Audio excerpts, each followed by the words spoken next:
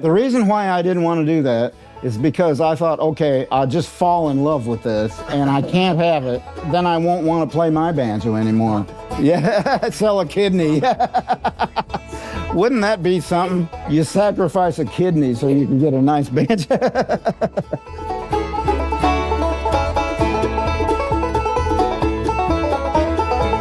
Hey folks, welcome into the Picky Fingers Banjo Podcast. Keith Billick here.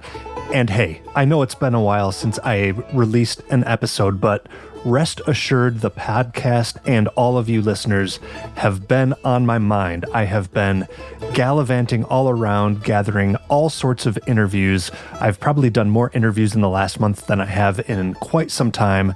I kind of imagine I'm like a squirrel preparing for winter, gathering all the nuts and acorns before I hibernate into my editing room, where all of these interviews can become beautiful podcast episodes. That's how you all think of this too, right? Well, anyway, rest assured that there are some fantastic interviews coming up, including this one with a particularly legendary bluegrass player. I am also just returning from upstate New York, where I was able to teach at the Ashokan Banjo Weekend.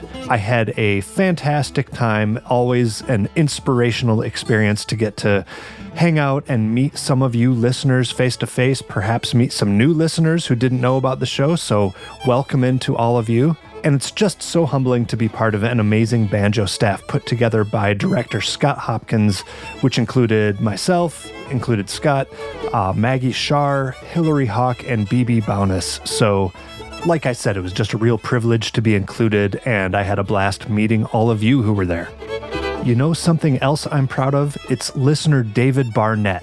He is this episode's VIP supporter of the show by going to patreon.com/banjopodcast. Now, David is quite an accomplished banjo picker himself. He's played with such bands as Larry Cordell and Lonesome Standard Time, Hammertown, and many others. He's an endorsing artist for Hatfield Banjos, and he does his own setup work and builds bridges. So, a multifaceted, very talented man. Thanks again, David, for your generous support of the show. And I really can't stress how important it is to check out patreon.com/banjopodcast. That is really the main way that I keep this show running, is by listeners like you donating just a few dollars per month. And it all really helps, and I do appreciate it. You can also contact the show, pickyfingersbanjopodcast@gmail.com, or if you want to score some official Picky Fingers merchandise, go over to banjopodcast.com.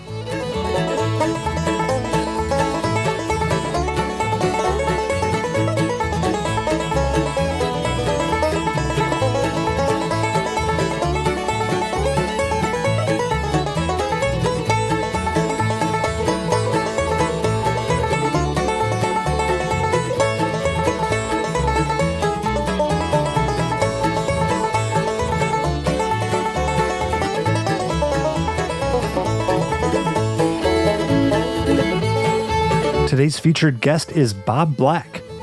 Bob has had a long career of performing and recording banjo, but really made a name for himself back in the 70s, being a go-to player to record and perform with Bill Monroe and Kenny Baker. And they both chose Bob because not only could he do the hard drive and bluegrass stuff, but he was brilliant at interpreting old-time and bluegrass fiddle tunes for three-finger bluegrass banjo. And any of you who have ever heard me play know that that is right up my alley, so I really appreciate what he does. His current band is a project called Banjoy, and I was very privileged to get to speak with Bob at this past year's Great Lakes Music Camp. So shout out to the Great Lakes Music Camp, a wonderful camp, and they were very accommodating in setting up this interview.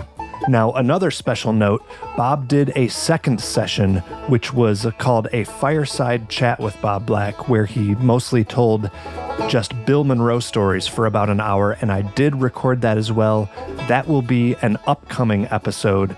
So, if anybody is disappointed that I didn't push Bob a little more to tell more Bill Monroe stories, that's because you're going to get a whole hour of just that. So, put your hands together and give a very warm Picky Fingers podcast welcome to Bob Black.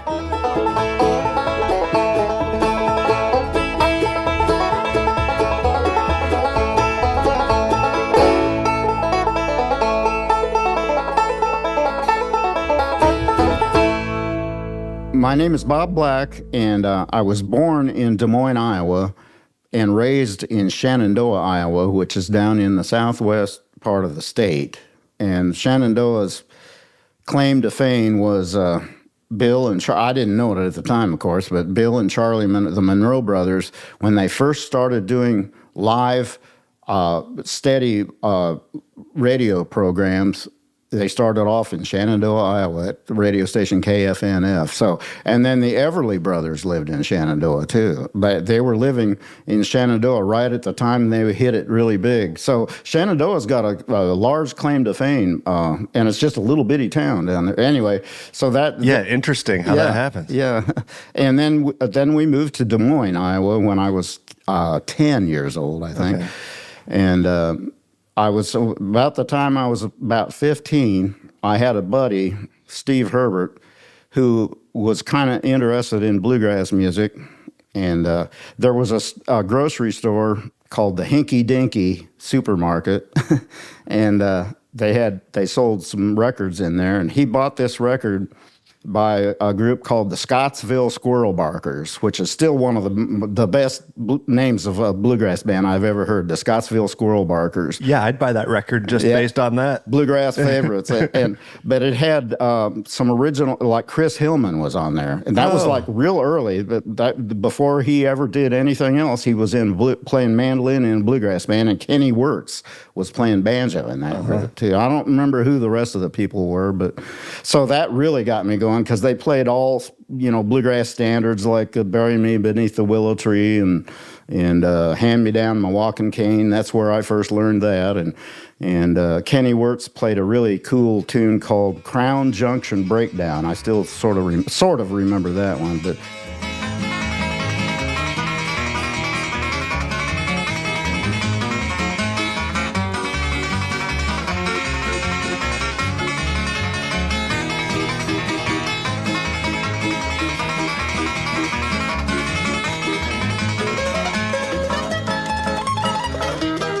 So anyway, then I decided I was going to get more records and get more into it. So I bought some Flatt and Scruggs records and started to listen to Earl. And of course, one of the first albums I ever bought was the Foggy Mountain Banjo album, which is like the holy grail of banjo albums. Everything is so clean and so precise and not very fast. And that album is, everybody knows all the tunes off of that album. And then I also I had to order it though, because they didn't have a very wide selection of albums in Des Moines.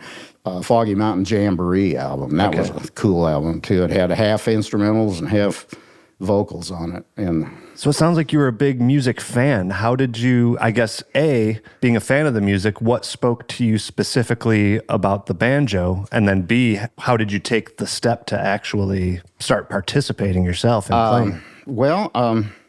Like I suppose that Scottsville Squirrel Barkers banjo or bluegrass album got me interested. I don't really know what appealed the banjo what it was about the banjo. I can't really put my finger on it, but I wanted to do it. As soon as I heard that, I wanted to do it. I don't want to just listen to it. I wanted to actually do it. And my friend, he was going to be my guitar player, but he wasn't able to pick up on the guitar very well. So, but I still owe him a debt of gratitude for getting me turned on to these people. Yeah. And later on, I met some people around the Des Moines area that I played with. There was a guy named Steve Day who played fiddle and mandolin, and he was a distant relation of Lazy Jim Day, who used to be on the Grand Ole Opry. Okay. And there was a guy named Mike Connor. We called him Red Connor, and he was into it. So me and him played a lot together, and he was into Stanley Brothers and stuff like that. So started doing Stanley Brothers. That was another one. I bought some Stanley albums. But when I first started learning the banjo, I didn't know the first instruction book. I just taught myself how to play. The first instruction book I bought was Pete Seeger's Learn to Play the Five-String Banjo. Right. And it had one little chapter about bluegrass that wasn't very helpful, but I started learning this lick where Pete Seeger's version of a frailing lick where you pluck upward on your third string. Yeah. Then you strum down with your middle finger, and then you hit your fifth string. So I can just barely do it now. Then I started putting finger picks on, and I put a finger pick on my second finger going backwards, so I could do the strum down, and I do. Well, it works, but that really screwed me up though later, because I found out later that in bluegrass you're not picking downward on that first string, you're picking upward. Yeah, it's not really how any of it works. And so now to this day, I have trouble, and I blame it on that. It may not be true, but I blame it on the fact that for so long I was strumming downward with my middle finger, that now when I'm trying to pick upwards, I'll hang the pickup on there and the pick will. I haven't had to do it up here at this camp, but sometimes I actually have to wrap tape around that pick to make it so it doesn't do that. It doesn't fall off my finger, but that's off on a tangent there. But. So how did you get, I mean, maybe it's skipping too far ahead, but what were your first opportunities to play with other people if your friend kind of dropped off in the participation? Right, yeah. Me and this Red Connor and Steve Day, we had a little trio. We didn't really play much for money, though. There was a coffee house. This was right during the '60s folk boom, and so there was a coffee house near the Drake University area that we used to go in and play there, but it didn't really pay anything, but it was called The Cellar. There wasn't much in the way of money-making gigs, but later on, by the time I started going to college, which I went to Drake University, and I took graphic design, which is that was in the days before computer graphics. Right. So that's it still helped me a little bit with elements of composition, visual, and stuff like that. But, back then we were using T-squares and triangles and drawing boards and stuff. And now it's all on computer now. Of course. But anyway, there was some people I met in college that played. And one of them was a guy named Mel Crippen. And he didn't really play, but he wanted to put together a folk music show with a whole bunch of people, different acts in it. And he called it Captain Mel's Touring Revival Show. And me and Red played in that. And there was these two ladies by the name of Loretta and Laverne Swengel, spelled with an E.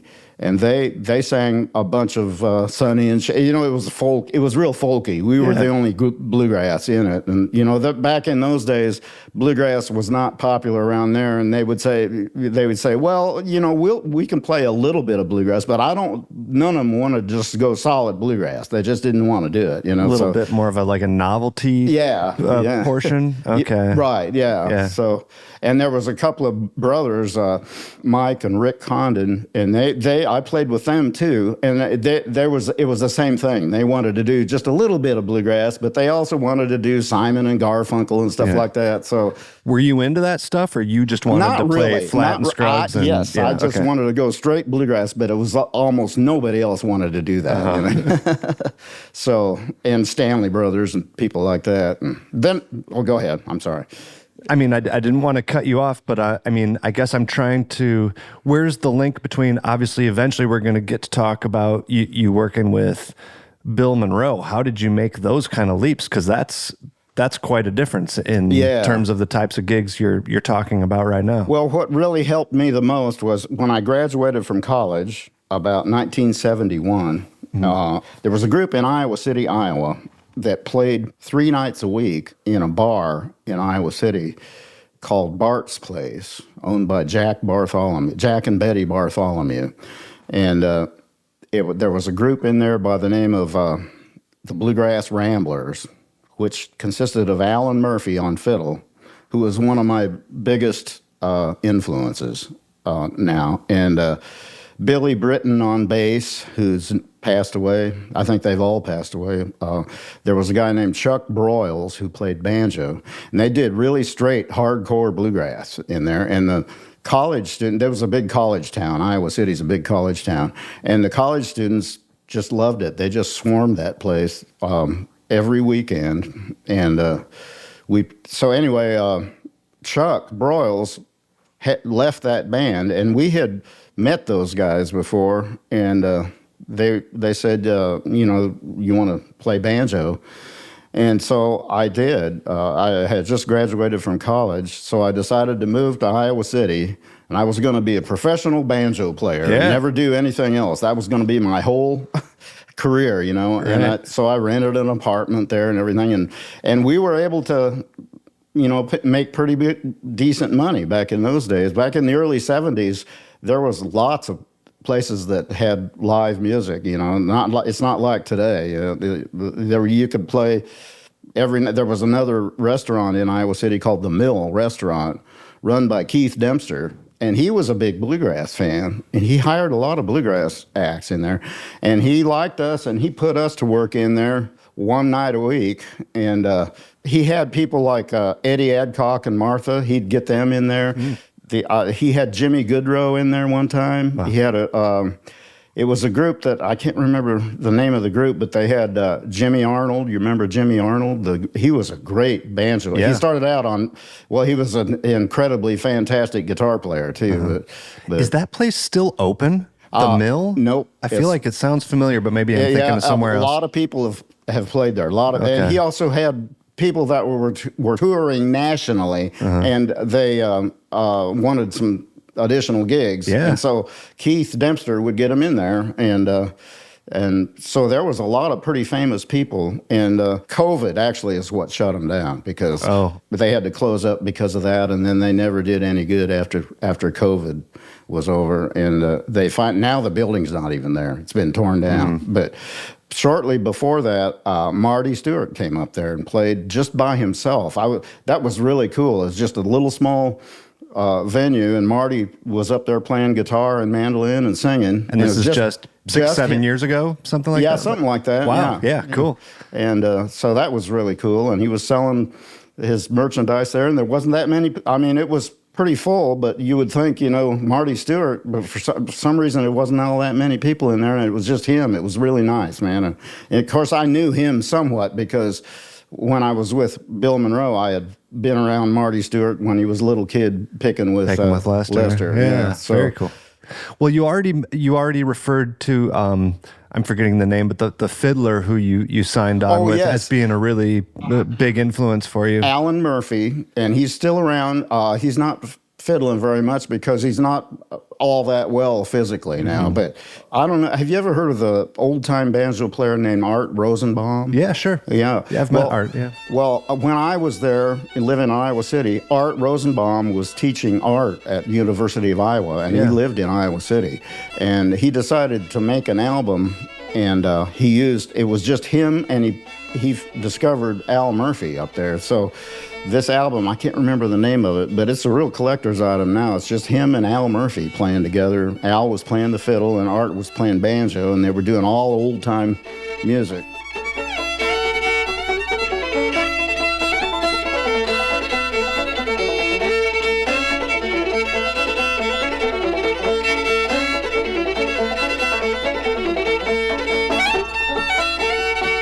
But Al also he was into old-time music, but he also played with the Bluegrass Ramblers, so he was into bluegrass too. And he was into country too.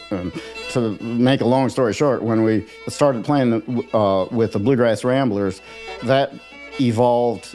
Some of the people left. Billy Britton left due to various personality clashes, etc.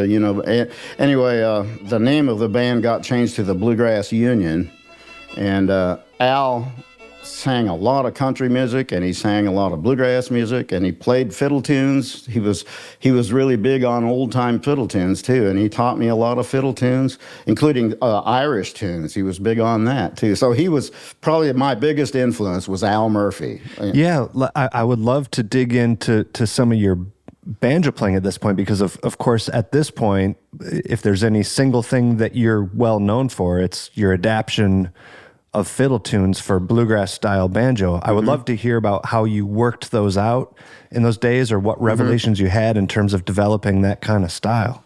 Yeah, it was mainly due to Al. Me and both of us together would often go down to bluegrass festivals in Missouri. There was a lot of great fiddlers in Missouri, one of which who was named Lyman Enlow. He was from the Kansas City area, and he knew a lot of great tunes. And so we, I bought his album, Fiddle Tunes I Remember, or something I think it was called. It was a great album. County Records actually reissued it at one point. So we'd go down to Missouri and we would play with fiddlers, and Al, he learned a lot of fiddle tunes, but he was really good on guitar too. And so he could play rhythm guitar to these fiddle tunes. So we'd get together and I'd be playing banjo, and some old time fiddler like Lyman or Gene Goforth, he was a really good old time fiddler, and Al would play guitar and I would play the banjo, and I'd just kind of take breaks on these tunes, and it just kind of worked out. I first started, I think one of the first fiddle tunes I learned was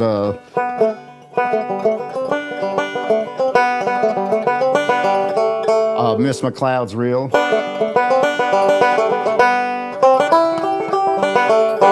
So I started learning that little scale. Playing one note on the third string, then going down to your lower fourth string, and playing it on the seventh fret, right. And etc. That's where I first started playing scales, melodic scale. Yeah. And so I worked a lot of tunes out using that scale, and I was lucky enough to get a chance to meet Jimmy Arnold at Bean Blossom. The very first festival I ever went to was at Bean Blossom, Indiana, and it was Jimmy Arnold was there, and I met him, and he was showing me some stuff. That was about 1971, 72. And when we went there was two really popular tunes that everybody was playing. And one of them was Follow the Leader by Reno and Smile. Reno, yeah. And Jimmy Arnold was playing that. The other popular tune that year was Love Come Home. Everybody was playing that, okay. Love Come Home. But Jimmy Arnold taught me this thing. I've never been able to do it that good, but it always, the Follow the Leader had that like...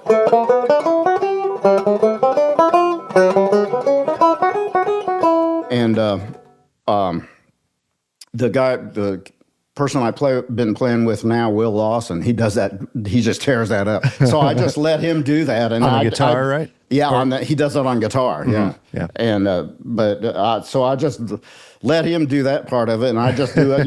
I do a little. But anyway, Jimmy Arnold taught me this lick where you fret the third string at the 12th fret with your ring finger. Mm-hmm. Then the second string at the 10th fret with your middle finger, and the first string at the 9th fret with your index finger. Then you do a roll like that, but then you take your little finger and play at the 12th fret, so you could go, then 5th string.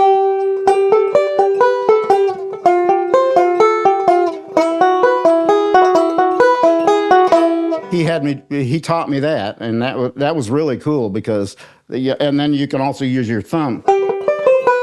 You can hook your thumb around you play that same position I was talking about, but you hook your thumb on the 10th fret, and then you can do a roll.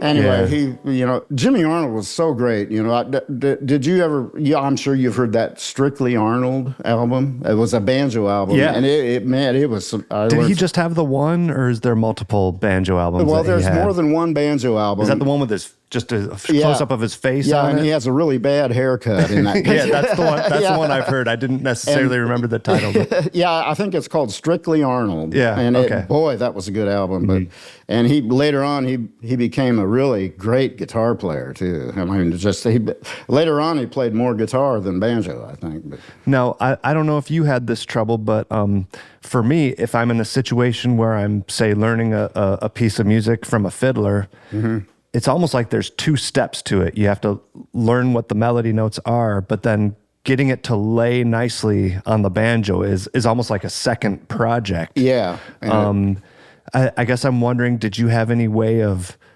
developing that, or was that pretty intuitive for you?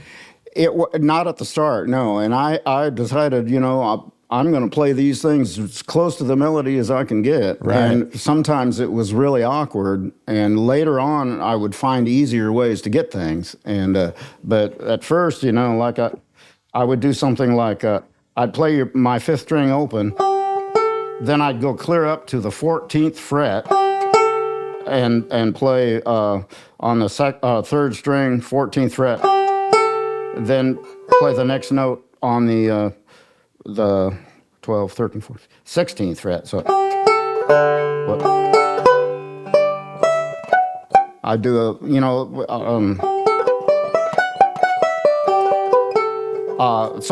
other words, I'd jump around a lot, and I'd use my thumb a lot on the fifth string, real awkward, like I would do a roll where I would have to play the first string and second string at the 12th fret, and then I'd use my thumb to fret the fifth string,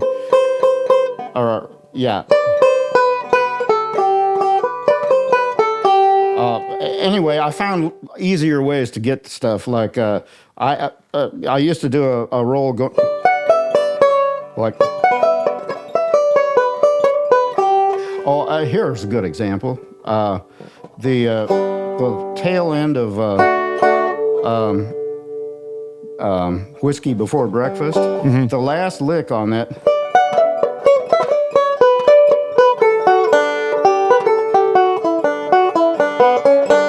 Well, I was doing that where I'd play the D position way up here at the 13th or 14th fret, and I'd use my thumb. I'd play and then I'd bring my index finger down to the 12th fret, and the second finger at the 14th fret. Yeah. See, this is really awkward, man. Then I'd take my ring finger at that same fret on the first string, so then I'd still have my thumb on the fifth string.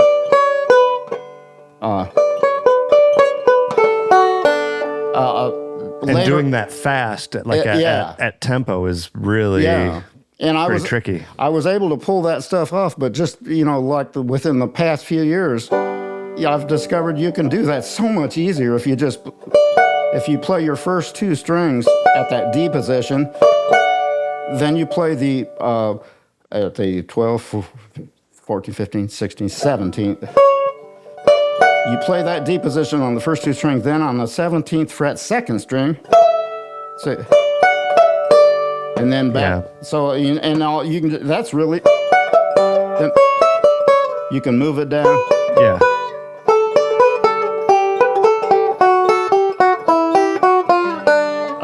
So, it just, as you go along, I developed this theory that as you practice down through the years, you find easier ways to get stuff, and then when you get really good, like people always said, Roland White, he's a great mandolin player who passed away recently. They say, oh, he makes it look so easy. And I'm thinking, well, yeah, it is easy for him because he took all those years to discover the easiest ways to get that stuff that he wanted to do. So it is easy because he experimented so much that he found easy ways to get things. And so anyway, it gets easier the more you get into it. So yeah, that's cool. Yeah. And then when did the step come, or the opportunity to play with Bill? Yes. Well, we knew a fiddler by the name of Smokey McGinnis who lived in St. Louis, and he was a big Bill Monroe fan, and he got to know Bill. He went to Bean Blossom, Indiana, and he got to know Bill, and Bill liked him, and he even went on bus tours with him. And but he was a good fiddler, and he kind of took us under his wing, me and Al, and got us learning a lot of Bill Monroe tunes. The Old Crossroads, I remember he had us learning that, and I remember when what's it called? It's the one that it's that one that Byron Berline wrote. Oh, the Gold Rush? Yeah, the Gold Rush. I'm sorry, I was spacing out on that one. Yeah, he had us playing that, and a whole bunch of fiddle tunes. He learned Jerusalem Ridge when Bill Monroe played it on the Opry one night, and he hadn't recorded it yet. He just had Kenny Baker playing it on the fiddle. Bill never even took a mandolin solo, and and they played that on the Grand Ole Opry, and Smokey taped it. So he brought it to us, and we learned it, and we thought, wow, that's a really cool tune, you know. And so then we started playing it. Then this is kind of a side trip here, but Bill Monroe came to Iowa City to perform at Hansher Auditorium, and we were the opening group. And so we were backstage rehearsing, and we were going to play. You know, we were pretty naive at that time. We decided we were going to play Jerusalem Ridge live, you know, and it hadn't ever even been recorded yet. And so Kenny Baker heard us jamming on that, and he walked into the dressing room. He says, "Boys, I don't think you ought to play that because that's not even been recorded yet." And right. So Smokey was a great friend of Bill's, and we finally dissolved our Bluegrass Union group. And I was still real young and cocky at that time. I said, "By God, I'm going to join Bill Monroe," you know. And so I went down and visited Smokey in St. Louis, and I said, you know, and Smokey he was real supportive. He says, "That's great, you know. Let me call Bill and see maybe we can set something up, you know. Maybe you can get an audition with Bill." So he called up Bill Monroe and he said, "How you doing?" And Bill said, "Well, not too good. My banjo player just quit." And so that was he said he was telling him about me, and I went down there the next day and auditioned for Bill. So it was like Smokey McGinnis was a huge step, knowing Smokey in there. And what year was that? 1974. Okay, so I'm not all up on my sequence, but Bill had already been working with Bill Keith, so it seemed like he was open to more of a melodic style. Yeah, Bill banjo Monroe player. was pretty open-minded. You know, was this after Butch Robbins as well? Butch Robbins was after me. I can't tell you what year, but he was after me. Gotcha. But Bill was pretty open-minded. Everybody thought that he was pretty straight-laced and he didn't want to get too far out, you know. And a lot of the groups that were coming out at that time, like the New Deal String Band and the Newgrass Revival, he wasn't too crazy about them. But, you know, he'd say, "We want to advance bluegrass just 1 year at a time." He's saying, but he was actually more open to new things than people give him credit for. And now a word from our sponsors, but we will be right back with the episode in just a few moments. The Picky Fingers podcast is thrilled to be sponsored by Peghead Nation, the top site for instructional video courses in banjo, guitar, mandolin, fiddle, dobro, upright bass, and ukulele. You're going to learn bluegrass, old time, and other styles from some of the most talented players and instructors in all of roots music. Go to pegheadnation.com to see their great lineup of courses. Here are some of the choices just for banjo: beginning banjo and bluegrass banjo with Bill Evans, clawhammer banjo with Evie Layden, Wade Ward style banjo with Bruce Molsky, the banjo according to Danny Barnes, and contemporary bluegrass banjo with Wes Corbett. All of these courses include high-quality multi-angle video lessons, downloadable notation and tablature, play-along tracks, and plenty of tunes and songs to play. The best part is that just for being a Picky Fingers podcast listener, you are going to get your first month free. So head over to pegheadnation.com and use the promo code pickyfingers at checkout. That's pegheadnation.com and pickyfingers, all one word, all lowercase, at checkout. The Picky Fingers podcast is also sponsored by Elderly Instruments. I have been so lucky to have Elderly Instruments as my local family-owned music store for as long as I can remember. But they are more than just that. They are the world's most trusted source for new, used, and vintage fretted instruments, which means they're the first place you should check for any of your banjo, mandolin, guitar, ukulele needs, instructional materials, and all the accessories to go with it. And the other part is that Elderly is just as well known for their excellent customer service as for their amazing selection of products. So head over to elderly.com to see their full inventory or give them a call to talk to one of their helpful and professional sales representatives. That's 517-372-7880. And last but not least, we have another family-owned business in Sullivan Banjos supporting the Picky Fingers Banjo podcast. A lot of you know that I have been playing my Sullivan banjo for about 20 years now, and I'm here to tell you that it is sounding better than ever. Now, fortunately for you, Eric is still maintaining that high Sullivan quality, and he is ready, willing, and able to build you the banjo of your dreams, whether you just want a tried and true traditional design on up through your wildest custom dream banjo. Eric is here to build it for you. Head on over to sullivanbanjo.com, email sullivanbanjo@gmail.com, or just go the old-fashioned way. Call up Eric Sullivan at 502-365-5022. Get that legendary Sullivan tone with that added personal touch of being able to design your banjo with the person who's actually building it for you.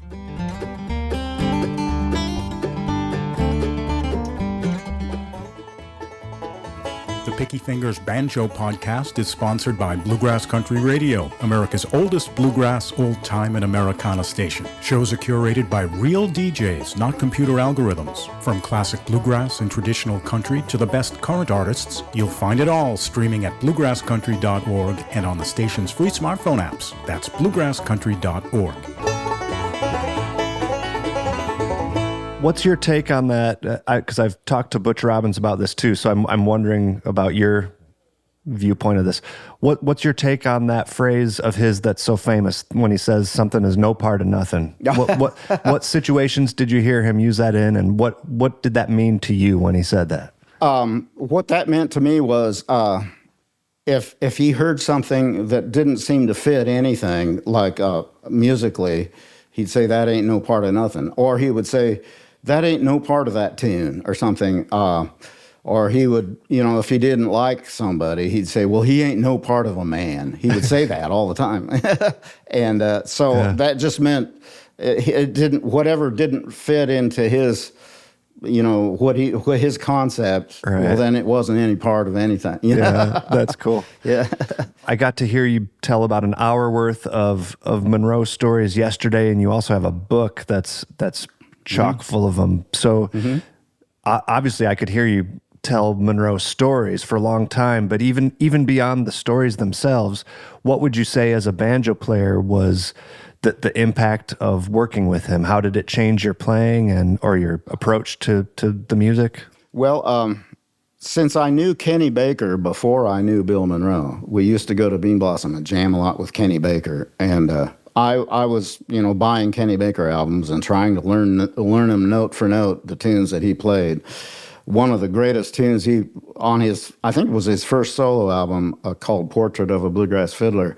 The very first tune on that is First Day in Town, which he wrote when he moved back to Nashville to rejoin Bill.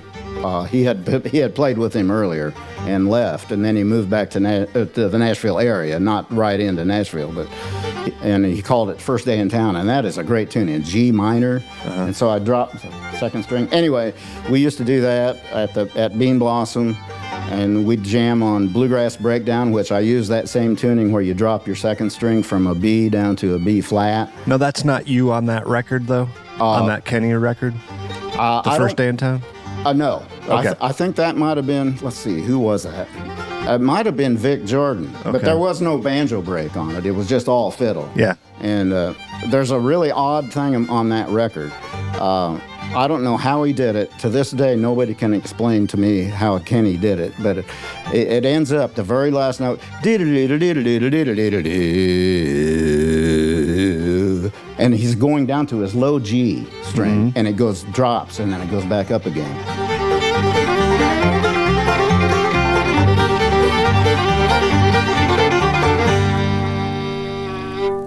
And he couldn't tune it. And if you ever listen to that, it's amazing. It's incredible. The very last note, it drops down a half step, and then it goes back up. And I would say maybe it was a tape glitch, but you would hear the whole band do it at the same, but it's just the fiddle. Okay, I'm definitely going to go listen to that. That sounds interesting. It's one of those unanswered, unsolved mysteries. Yeah. But anyway, Monroe used to hear us jamming at Bean Blossom. I'd look around, I'd see him standing there listening to us. Yeah. So, he knew of me beforehand. But Bill Monroe was what he really was an old-time fiddler. He just did it on the mandolin instead of the fiddle because he loved old-time fiddle tunes, you know. And like I was saying yesterday, if he could have gotten by with just playing fiddle tunes and not even singing at all, that's probably what he would rather have done. But obviously, you wouldn't be able to make a living doing that. And people, and he wrote a lot of great songs and stuff. But anyway, so he was a big fan of fiddle music, and he heard me playing fiddle tunes with Kenny Baker, who was he called the greatest fiddler in bluegrass music. Yeah. So he was really open to me playing fiddle tunes, and so that gave me a lead in with Bill Monroe. Yeah. He was real fond of banjo players that tried to play fiddle tunes on the banjo. So anything more that you can say about how your playing was developing through playing with him? Were you learning? Was it mostly just learning tunes and tunes and tunes, or? When I first started with Bill, I thought, well, I better keep everything really straight. I better not get real wild licks and stuff on things. So I'd play really straight Scruggs style stuff. And I think he liked that. But occasionally, like we would do, sometimes we would play the Gold Rush and he'd give me a break on it. And I would do that, I can't do it. I'd do something like that, and he liked it, So it was like real simple stuff like that, get kind of working in gradually. And, he heard me doing Jerusalem Ridge, but he would never feature that on stage. But I would sit on the bus when we had the bus, which wasn't all that often. The bus was right. Yeah, we heard about that too. But I would sit on the bus and play the banjo. Most of the time, Baker or Monroe would be playing most of the time and on the bus. But occasionally, they had their instruments in the case, so I would take my banjo out and I'd just be playing these tunes. And so they heard me playing these tunes, and so he knew I could do a lot of these fiddle tunes. So that helped me too. And then, he heard me trying to play blues on the banjo, and he wanted to record the Watson Blues, and that was the first album that I was on with Bill. We did the Watson Blues, and I was able to play some blues banjo on that.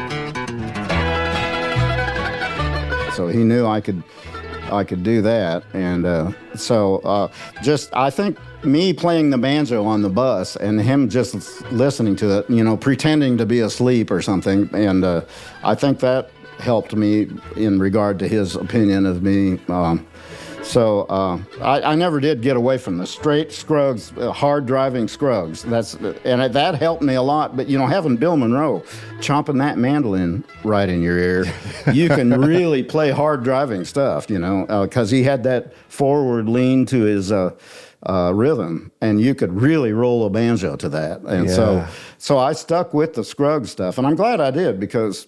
There's a lot of great material there, and that's still the meat and potatoes of his music. Yeah. There's not very many. Brad Lawson and I were listening to "The Walls of Time." That was the first time when Bill and his son James recorded the song "The Walls of Time." Mm-hmm. They had Jack Hicks playing some melodic licks on the banjo, and that was the first time that Bill ever had somebody playing stuff like that, except for when Bill Keith joined the band and he was playing the Sailor's Hornpipe with Bill. But it was different because Jack was playing these. They were called chromatic licks because they included every note of the scale. Stuff like that. And Bill let him do it.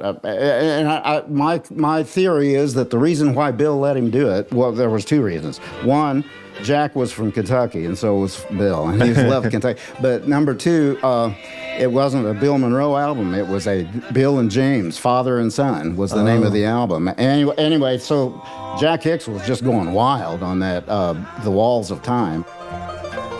I know it's my sweetheart calling. I hear her through the walls of time.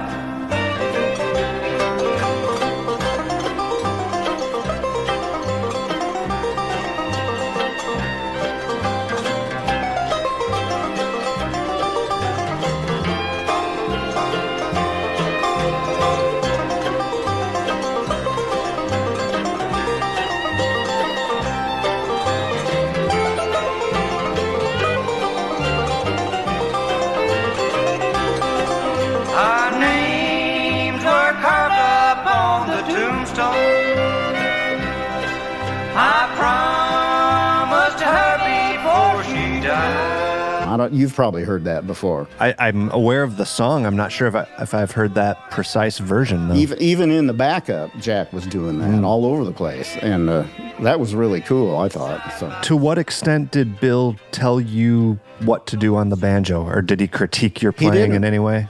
He didn't. He didn't want me to roll it while he was playing a mandolin break. He didn't want me to do a roll behind it. So. But he didn't know how to express that to me. So he would tell me, you need to choke the strings more often. Yeah. Well, he calls that, he thought that was called choking the strings. Right. I didn't know that at the time, so I was going like that. And so I was playing blues behind it, and he never really stopped me from doing it, but he kept telling me, you need to choke the strings more often. Later on, I figured out, okay, I was getting too wild in the back, even though it was just straight Scruggs stuff. Yeah. That was too much. It was distracting from his mandolin playing. So. And then certainly when you're actually choking the strings, which that's the complete opposite of what he would have wanted you to do. So, sometimes some of those guys had a hard time expressing verbally what they wanted. Jimmy Martin was that way too, I hear. He was famously tough to work with, especially for a banjo player. He had really, I guess that's what I'm wondering about Bill is that Jimmy had a really precise vision in his head of what he wanted to hear from a banjo player, and I'm wondering if Bill had that too. No, he was open to different banjo styles, but whereas Jimmy Martin, he wanted everybody to sound like J.D. Crowe. I remember Alan Mundy was telling me one time Jimmy Martin didn't like the way he was kicking off some tune. I can't remember what the tune is, and he says, "Well, let me play it for you, and you tell me what to do." So he'd go, he'd stop, and he'd play two notes on the banjo. No. Don't. And there was something that he couldn't say it, but he wanted a different sound on the start, know. And they'd have a hard time expressing what they wanted. He finally figured it out, but I don't know what song it was, but next time you talk to Al Mundy, ask him about that. He has told me about that, and and it would drive him crazy, with thinking that he played it the same way twice, but one was the right way and one was not. That's like the second note. He stops him right there. Yeah, from my recollection, he wanted them short. He wanted something kind of thing rather than da da da da da. Yeah, so maybe he wanted more. He wanted to ease off on the pressure of the strings so they wouldn't ring. Punchier staccato kind of thing. Yeah, staccato. But he would call it the timing. Like your timing's wrong. And to most of us, timing means something different. The speed or the steadiness of it, and he really just meant the time that the note rings out or something like that. But he didn't have the language, so it frustrated people. Yeah, Bill was kind of that way too. So, but he was open to different banjo styles, as you well know. He had people from everybody from. Rudy Lyle, who he loved, and Rudy Lyle was pretty straight. But then Bill Keith, who was pretty far out there, and he was open to that stuff, So much more than a lot of those old timers were. So, any other particular stories that you feel like you didn't get to? Yeah, I mean, I know you have a million of them, but anything come to mind that you didn't get to yesterday? There was a couple of stories I started yesterday. And I never got to the reason why I was telling the story. It was like, and one of them was when we ran out of gas. It was somewhere down in the deep South, like in Alabama or someplace. And we drove Bill's station wagon probably more than we used the bus. It was a Pontiac Safari station wagon, and we ran out of gas, so they left me sitting there on this old gravel road, and while they got in another car, somebody else was following us. All of them got in another car, and they said, we'll come back with some gas. Yeah. So it was like on a Sunday night or something. There was no gas stations open back in those days, and finally Kenny Baker and Ralph Lewis, just the two of them, came back with a little bit of gas that they had in, I think it was like a Folgers coffee can, and they crinkled up the edge so they could get it poured down in the gas tank. And then I got off of it. I was telling that story yesterday, then I got off of it. But what I was intending to finish that story up with the next day, so that must have been a Saturday night because we were playing the next day. And somehow the word got out that we had run out of gas.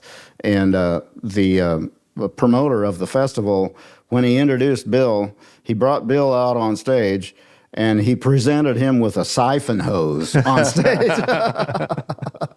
So that's great.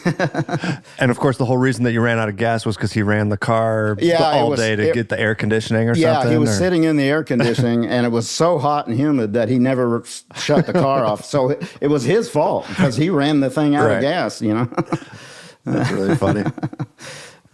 I guess keep in mind for anyone observing, if any of you, I know you have, Bob better than I do, but if it occurs to you to ask any questions that you think other people might know about, then I've been playing a lot with William Lawson. Yeah, and he's a great guitar and mandolin player. Yeah. And his parents are sitting right here, and Danae and Brad Lawson, and they are wonderfully supportive parents. And their daughter Addie is also in the band, and we're going to be playing today later on that stage in the. There's a Lawson set? Yeah. Oh, that's great. And it's the Will Lawson band, basically. Yeah, but great. We're going to have Stash playing with us on something. I can't remember what it's going to be. And we're going to have Don Julin playing with us on something. Well, a bunch of talented young people and talented and slightly older people. Yeah, and that'll be a good performance. That would be me, the slightly older people. Only slightly. Yeah. That's cool. So, but anyway, of course I have my own band back at home called Banjoy, and we've been together for probably 30 years now. Yeah, tell us about that. And I know you also wanted an opportunity to maybe spread the word about some other things that you have going on in the Iowa area. Yeah, we live near a town called Kelowna, Iowa, and we have a festival that we haven't been putting it on the entire time. It was originally started by a guy named Emil Ropp, and he he had a campground that he ran. At that time, it was called the Wildwood Campground, and it was outside of Kelowna, Iowa. He decided to start a bluegrass festival in there. So this was 39 years ago. So he put that on for several years. Then he quit doing it. Another lady took over the festival. Kathy Gingrich was her name. Then she decided she wanted to let go of it too, and we decided we'd take it over. And this was probably, I don't know, close to 20 years ago, maybe. And and who's we that you're? We is me and my wife Christy, who is in Banjoy, and Paul Roberts, who is also in Banjoy. He plays the bass in Banjoy, but he's also a really good banjo player. And his wife Julie Roberts, and the sound man James Yoder. So we've been putting it on for quite some time now. This coming July 2025 will be the 39th annual. And so it's been going a long time. Yeah. And it's just a small festival, but it's a real pleasant little campground. And James Yoder is the best sound man in the world. He's been running sound for all kinds of different, like, gospel groups and stuff. And so he's really good at, and he runs all the sound for it. And you can, we always post things on our website, which is banjoy.com, or www.banjoy.com, which is the word banjo with a Y at the end of it. And the reason why I say that is because we have been called Banjoy. and then one time somebody printed our name as Barnjoy. We thought Banjoy would be the perfect name, but a lot of people get it wrong. They think it's Bandjoy. People are really good at screwing up and misreading things. Yeah. I've found that out over the years as well. So anyway, this year will be the 39th annual, and you can read about it on our website, banjoy.com. I think it's July 18th, 19th, and 20th of 2025. Excellent. And it's a relatively down the middle of the road kind of bluegrass event, would you say? Yes, it's a bluegrass festival. Occasionally we will hire a duet or a trio, and it's not, we don't have a huge budget, but we have nice, good bluegrass acts, but most of them are local, and they're good. We wouldn't hire somebody that can't do the job, but like I say, we don't have a huge budget. But it's a really fun festival. And another good thing about it is the food is great, because there's a concession stand there, and we get these people. Let's see, what is the name of it? Play Life Ministry, and they have great food, homemade pie and ice cream and shakes and root beer floats and burgers, and so the food is really good too. So that's another one. It's kind of like this. By the time you leave that festival, you've put on about 10 pounds. You just hope to walk it off enough around the campground or whatever. Yeah, that's cool.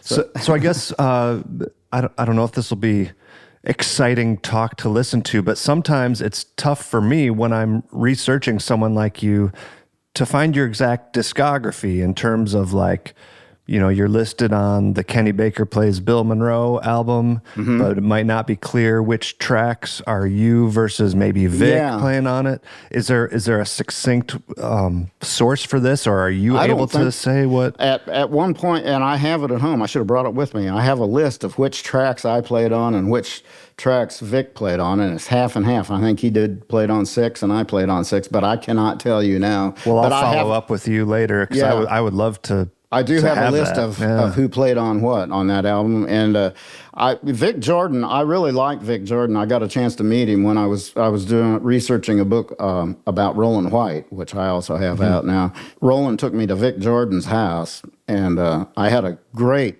really long interview with Vic Jordan. He was telling me all kinds of stuff about his past and everything, but at that recording session, Baker was gonna. He wanted me to play the banjo on all the cuts. And Dave Freeman, the owner of County Records, he had some deal, I don't know what it was, but he wanted to get Vic Jordan in there on some of the stuff. So Vic Jordan played on they compromised, and Vic played on half of them, and I played on the other half. And he did a great job. Vic did a great job. He was a good banjo player. It's a wonderful album, top to bottom. So yeah. Vic was a little bit progressive style banjo, especially when he went with Lester Flatt. He played some kind of progressive banjo. He had a great tune called "Pick Away."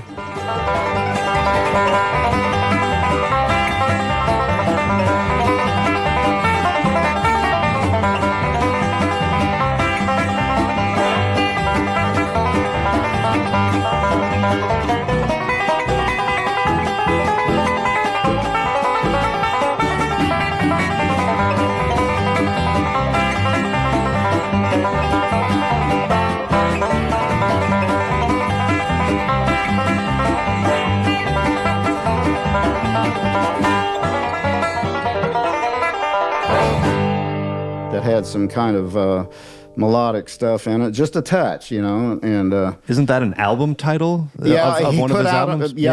but they also recorded it on a Lester album, I think. Okay. And but then he put out his own album, and the album is called Pick Away. Yeah, it's called Pick Away too. Yeah. Right, exactly. And they named that tune, by the way. That tune got its name. They were traveling down the road, and there was a town they went by that was called Pickaway.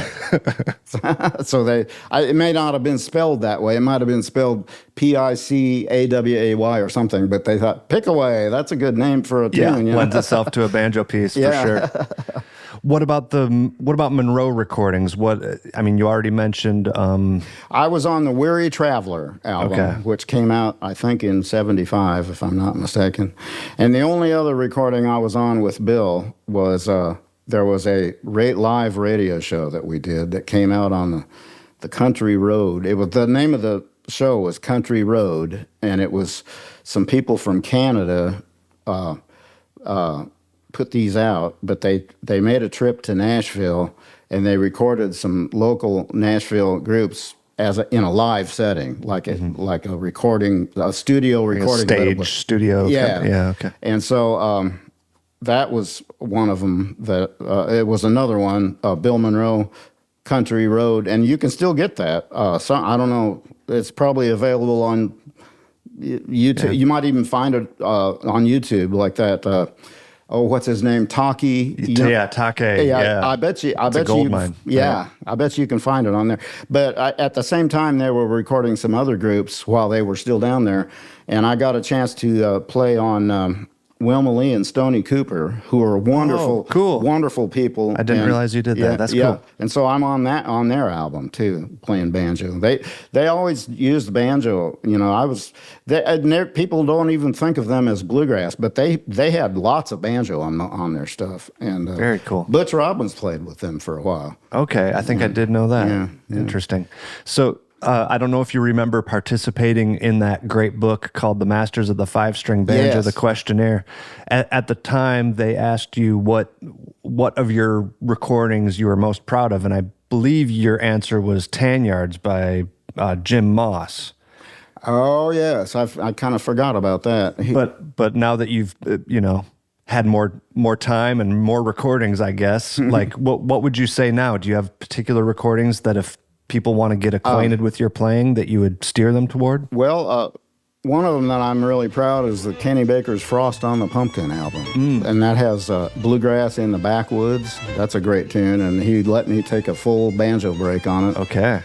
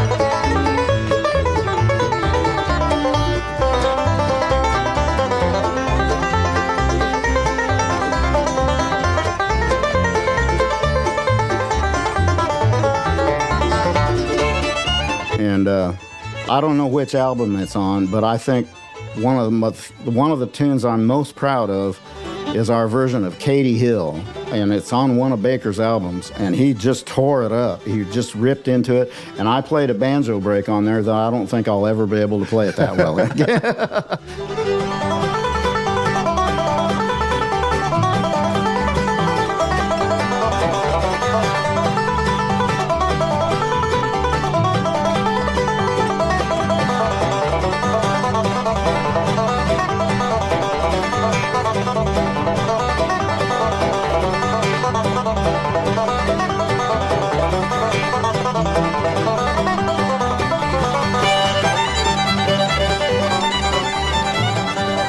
So I'm really proud of Katie Hill with Kenny Baker. Is that Baker's Dozen, perhaps? It might. No, it was after that. It was Okay. after, but Yeah, I'll check it out. yeah.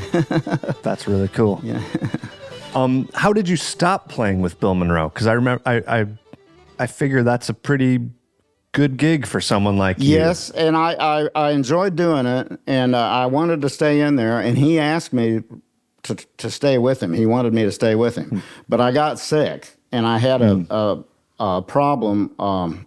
I woke up in a motel room. We were in Cosby, Tennessee, playing at James Monroe's festival in Cosby, Tennessee, and I woke up in the motel room, opened my eyes, and there's Bill Monroe staring down at me with really worried expression. And they had an ambulance there, and they took me in, and they found out that I had some kind of a seizure or something, and they got really worried, and they took me in there to the hospital, and they prescribed some stuff called Dilantin, which is really hard. It turns you into a zombie, and they had me on that, and Bill didn't, he hated having to let me go, but that's, Baker said Monroe had tears in his eyes when he told Baker that he was going to have to let me go because he was afraid I was going to have some kind of problems like that. Well, Yeah. I had never had those before.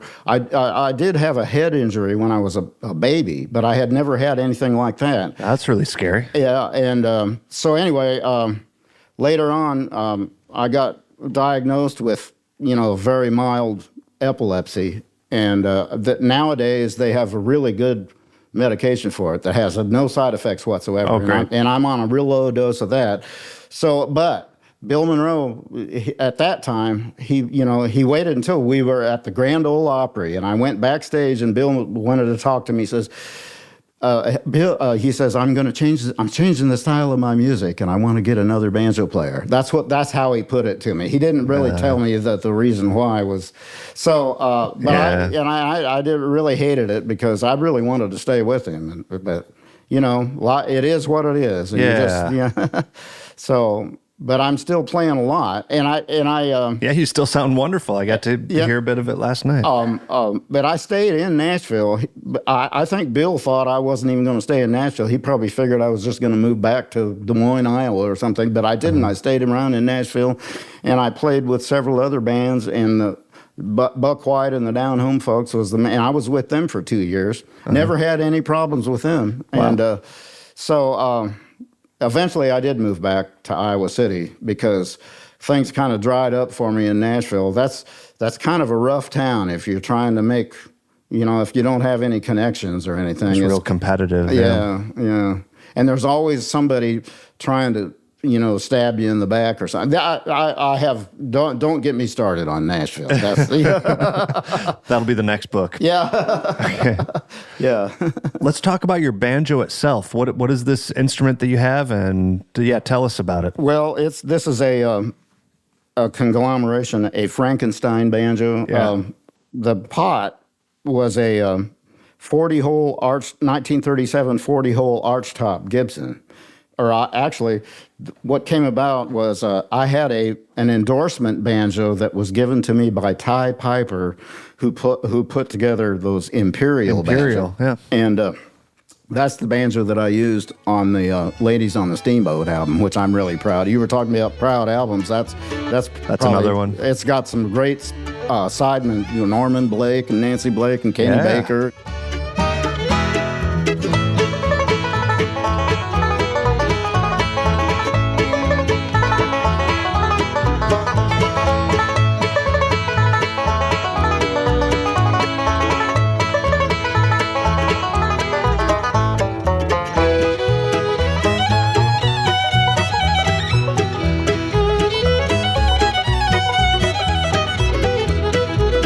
by the way, I found out later I could have got Bill Monroe on there because he was between recording contracts. I just figured, I'd never be able to get Just Bill don't Monroe. even try. Yeah, and now I really wished I had because he would have done it. He would have come in. Anyway, that banjo I had with me when I moved back to Iowa City, and I was living in this little rooming house. You know, I was still trying to make a living playing banjo, and of course, Iowa City is not the place to do that. At that time, there wasn't hardly any places left that hired. So I was doing all kinds of other little jobs and stuff, and I was moving furniture and house painting and stuff like that. And anyway, the rooming house caught fire. The lady in the room next door to me, I think she got drunk one night and fell asleep with a cigarette, and it started the place on fire, and the whole place burned down, and everybody got out okay, but I lost that banjo in that fire. And I had a whole bunch of records too that I lost in that fire. But the Johnson County Red Cross, they would probably never do this today, but they said that they would get me a new banjo. So apparently I had enough pull in the Iowa City area that because I had no money. I was basically broke, I was even. And now you're homeless too. Yeah, yeah. And I was on food stamps and stuff like that. And so they bought me that. They said you pick out a banjo that you might want. So I went to the Elderly Instruments catalog. All right. And we went up to the first time I've ever been to Elderly Instruments. Brad drove us up there 2 days ago, and it's a really great place, man. Yeah. And anyway, this was in 1986, and I found on their catalog, at that time I ordered their printed catalog. Yeah. They weren't even online or anything like that. And they had this one, they only wanted $1,100 for it, and it said a 1937 arch top, which I didn't really think I wanted an arch top, but it was a 40-hole arch top, and it was pre-war. And I thought, well, that's not too bad, So I ordered that, and I played that for a long time. Well, it turned out it was not the original neck, and I don't know who made the original neck, but that's this neck, and I still have this same neck, but I now have it on a different pot. Okay. That somebody gave me. There's no name on the pot, so I don't know. It might have possibly have been built by First Quality, but then there's the tone ring, which makes the whole banjo, is a Curtis McPeak tone ring, and it fits on there, and that's the best sounding banjo I ever had. And now I'm really happy with this. And I was still playing the arch top here just a little bit, not that long ago. And I was doing a lot more picking up but towards closer to the fingerboard. Well, when you get close to the fingerboard and you have that arched top, then it's a lot closer to the strings. Yeah. And so I was getting all kinds of pick noise on the head. Sure. I used to play mostly back towards the bridge, so I wasn't getting that. But up by where it arches up, the strings are really close. Yeah. So and it wasn't as loud. This Curtis McPeak tone ring is really loud, and so that helps a lot. And so that's what it is. It's an unknown neck. It says Gibson on it, but it was probably handmade by somebody that I don't know the name of. And it's, I think, a First Quality Musical Supply shell, and the resonator is just flat on the. It looks like a cheap resonator. It's flat. It's not rounded at all. Yeah. And there's no binding on the top edge of the resonator. How interesting, yeah. And but it's got this Curtis McPeak tone ring, which was given to me by a friend. Ron Stafford gave me this tone ring, and for which I'm very appreciative, because it seems to be the right match for all the rest of the parts. Yeah, it all fits together really. With the neck fit right on there and everything. So, what else do you have any other preferences in terms of picks or tailpieces, bridges, strings, heads? For years and years and years, I've always had Presto tailpieces, and not the clamshell. I don't know. Are those made by Presto? The clamshell tailpieces? I don't think there's a company called Presto. Is more of a style, design. It says Presto, but but clamshell is something different, where it has like the spring-loaded and it looks kind of like a clamshell. Exactly. Yeah. Anyway, that's what they had when I went up to Elderly Instruments 2 or 3 days ago. They had inside of a showcase there a really old Gibson banjo, and it had a clamshell tailpiece. And it was really a nice banjo. But anyway, so yeah, I like these Presto tailpieces. Somebody gave me a Snuffy Smith bridge, and they were originally owned by somebody else. Well, maybe his name was Snuffy Smith. I don't know, but that's a really good bridge. Somebody else makes them now, but they make them to the same specs as the old. Snuffy passed away a handful of years ago, and So, but this is one of the original ones. Okay. But I just ordered a couple of more newer Snuffy Smith bridges for a couple of other banjos that I have, and they sound great, I think. You know. And I ordered a higher Snuffy Smith bridge for the arch top, so that makes the strings a little further away. It gives you a little extra. Yeah. Now I notice your head is a smooth head rather than a frosted head. Is that something that you have a preference toward? This is the head that was on there when the pot was given to me. It's a 5-star head, which they don't make. And I always loved Stuart McDonald 5-star banjo heads. That's what I always loved, and I tried to order one, or actually a couple of them here recently. I found out they're not making them anymore, and they're saying they might start making them again, but they're not right now. So, but that's what this is, 5-star, and it's frosted on the bottom instead of on the top. So, and are you playing that because you prefer it, or that's just what it came with it? That's what came with it, and I had 5-star banjo heads on other banjos, and I always did like them. So I just stuck with it, and I'll probably have it on there until it breaks someday or something. Then I'll have to change, or until you can at least get some new ones. Yeah.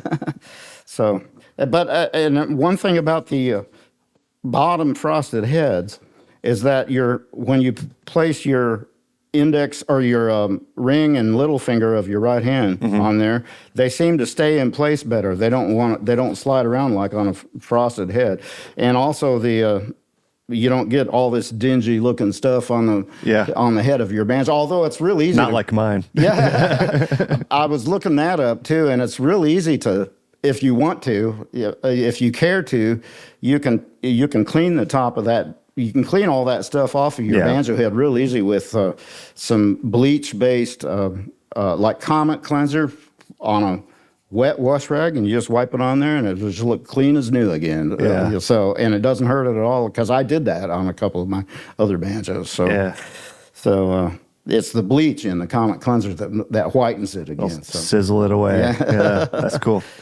Well, I think we just have a few minutes left. Anything else you want to tell people about your banjo style? I was just going to.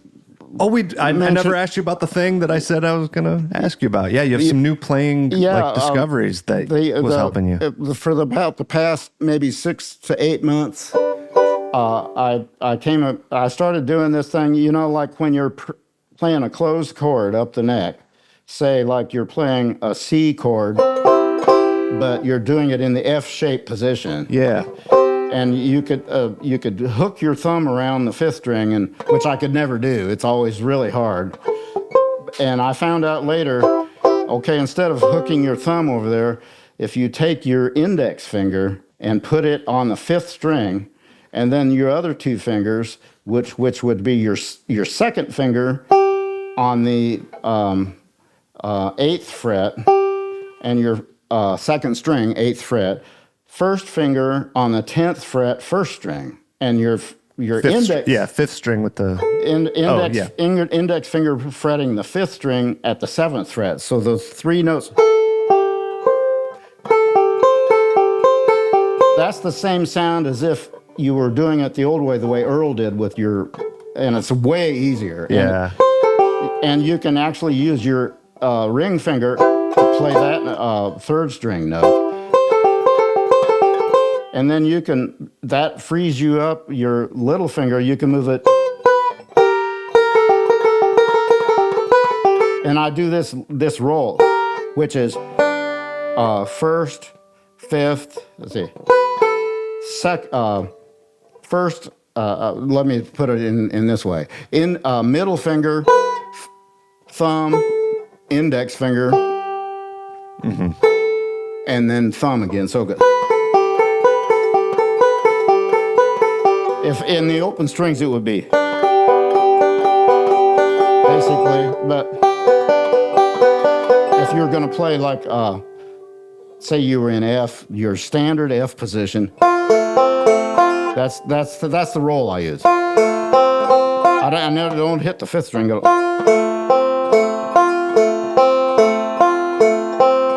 So I'm doing that up here, but using that. Then you can move to the C position by just moving one finger. You're in G this way. You raise your first string up one fret. You're in C. Then you can move the whole thing up 2 frets. You're in D. Then you can fret your 12th fret, first and second strings at the 12th fret with those last 2 fingers, and then your 5th string at the 10th fret. Mm-hmm. Then you can raise your little finger, first string. Then you can just move the whole.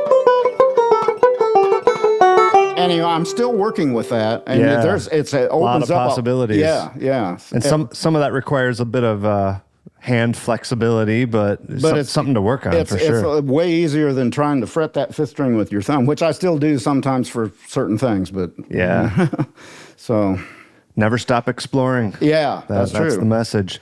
Yeah. All right, anything else? I think you already gave the website to find Banjoy. Yeah, banjoy.com.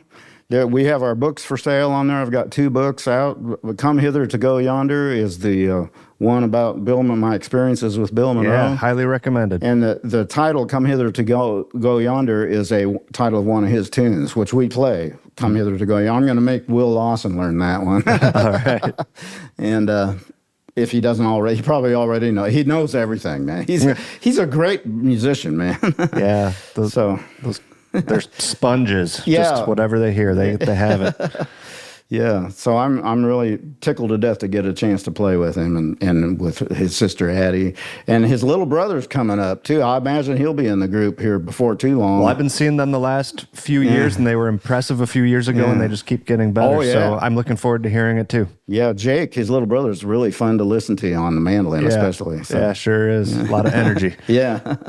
All right. Well, thanks so much for your time, Bob. This was great hearing your stories and getting to know you a little bit this weekend. Yes, and same to you. I enjoyed your playing with. I heard you in a jam session. I heard you on stage last night, and I really enjoyed it. And pleased to get a chance to meet you and talk to you, and keep up the good work with this podcast, and keep up the good work with the banjo playing. Yeah, I sure will. I'm flattered to hear it. Thanks so much.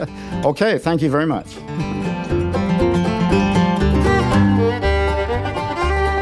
Well, there you have it, folks. That's going to do it for this interview and this episode of the Picky Fingers Banjo Podcast.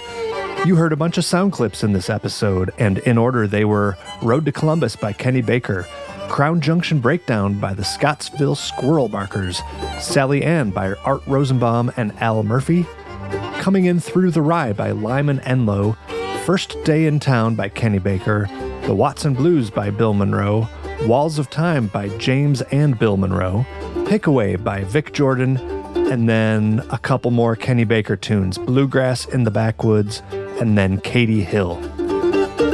Special thanks once again to this episode's VIP Patreon supporter of the show. That's David Barnett. Head over to patreon.com/banjopodcast to support the show yourself. It really does make a difference, folks. Or you can contact me at pickyfingersbanjopodcast@gmail.com. Well, that's going to do it for me. I'll see you all next time.